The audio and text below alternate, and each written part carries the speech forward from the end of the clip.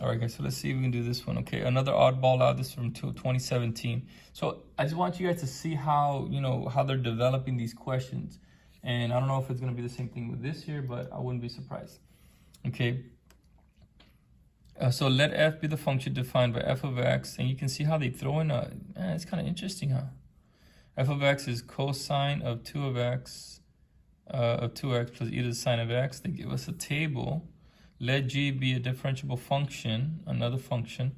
The table above gives the values of g and its derivative g prime at selected values of x. So there's a third function. Let h be the function whose graph consisting of 5 line segments is shown in the figure above. So man, now they throw 3 things at us, right? F of x, g of x has a table, and then h of x has line segments. Interesting. So what am I thinking? Let me see here. Let's see what we can do. Find the slope of the line tangent to the graph of what? F at x equals pi. Interesting. So as soon as we see the line tangent, what are we thinking, guys? The derivative. 1 equals m times x. Yes, perfect. But now for this one, they're only asking for the slope. Yeah, so they're not. They don't need. They don't need the entire equation of the line. So we just need the slope. So the slope of what? At f. Okay, so all we got to do, guys, is find f prime. And then plug in what? Plug in our pi. Okay, that's it. That's where that function comes in. Correct. Yeah, that's where it comes into play. So now we just, the derivative of cosine is negative sine of 2x times what?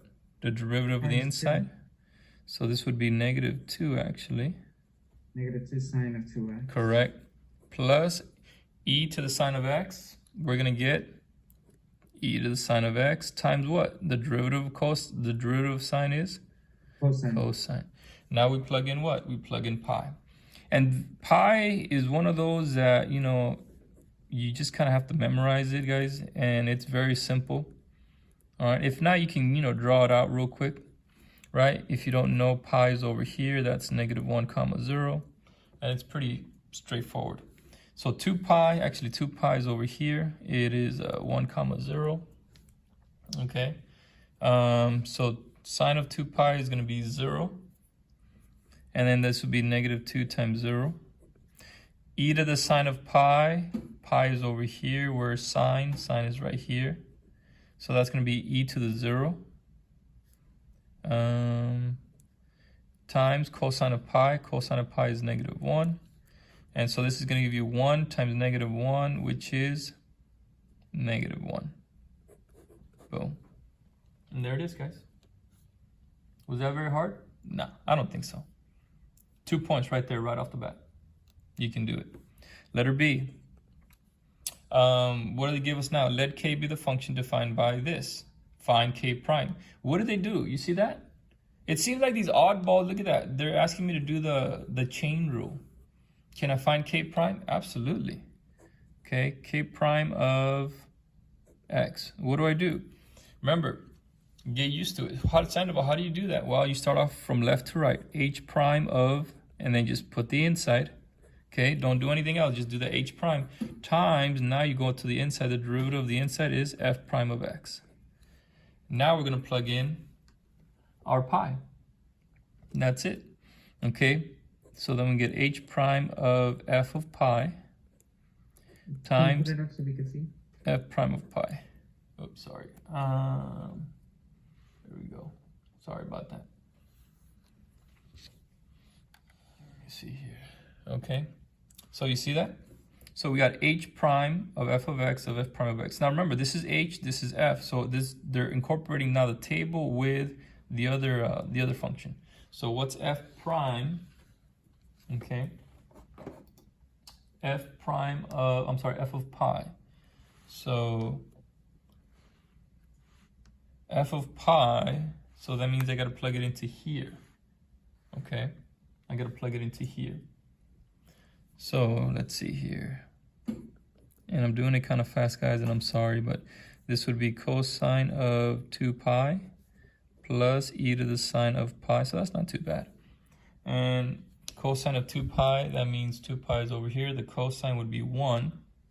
So all of this becomes a 1 plus, And then sine of pi, here's pi, the sign is 0. And then be careful, e to the 0 is actually 1, and then that becomes a 2. So Yeah. now we have h prime of 2. And then did we figure out what f prime of pi is? Yeah, we did, right? We figured out it's -1. So you see how they're using the information from the previous problem to continue with letter B? Now we just got to find h prime of 2. Well, what's h prime of 2? Did they give us a function for f? Yeah. For h, I'm sorry. Yeah. This is the graph of what? H. Okay. And what we have to do, guys, we have to find that. So where's the slope at 2 would be -1/3. Very good. So right here, here's the point, right? We got the slope of that line, so 1/3, -1/3. So this becomes -1/3 times -1, which is +1/3. Boom, that's it. Was that very hard? No. You see, you look at this and like, oh my goodness, you got a graph, you got a table, you got, oh my, right? You're starting to freak out. And no, just take it step by step. And you notice, guys, they're going to continue to ask the same type of stuff. Slope, chain rule, product rule, whatever that is. They might ask it in a different way, but it's all the same. Okay? So these two, how much are these two? These are worth 4 points. Can you do that? Absolutely, guys. Absolutely. All right, let's do letter C, see if it'll fit over here. All right, letter C, it tells us, let m be the function defined by this guy, find m prime of 2. So what is this? The product rule. So make sure you know the product rule very well, make sure you know the quotient rule very well, make sure you understand the chain rule very well, okay guys? So how do we do m prime of 2? Okay, we're gonna get first times the derivative of the second, plus the second times the derivative of the first. So the derivative of this guy would be g prime of -2x times the derivative of the inside, which would be -2. So you see how they throw in the chain rule there with you guys. Okay, and now what? All right, what's g -2? So we got to plug in a 2 here now. That would be -4.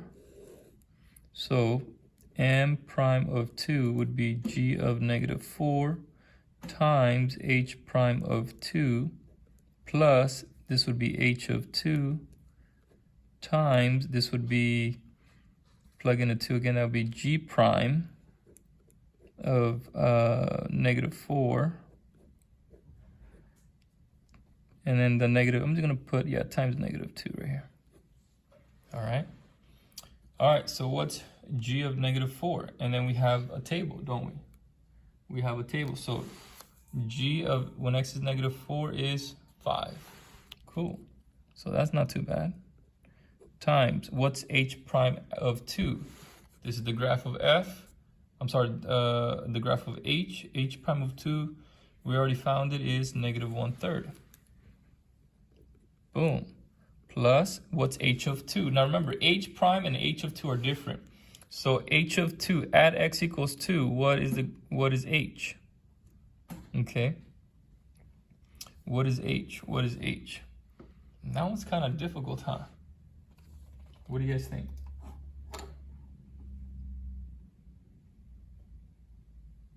So what are you sending again right now? Exactly.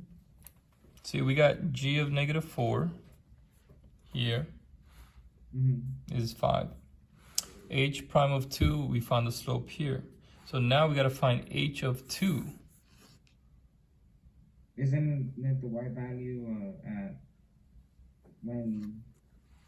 when x is equal to on the graph of h, right? Yeah. So then that would be -2/3. Very good. Now, I don't know, sometimes I don't like that, the way they do that, because, I don't know, you can kind of, might be something different. Some student might think something else. I don't know. Maybe they might mistaken it for half. I don't know. But you're right. I would say -2/3. G prime of -4. What's G prime of -4? -1 times -2. Right there. Okay. And then the last thing, guys, just do the math, and you guys can do that. So the answer you should get is, I believe it's -3. Okay, and there it is. There it is. But was that difficult? Nah, you guys can do it. You guys can do it. Okay. And then the last one, guys. Is there a number C in the closed interval between -5 and -3? Okay. Such that G prime of C is equal to -4. So now we're talking about the table. Okay.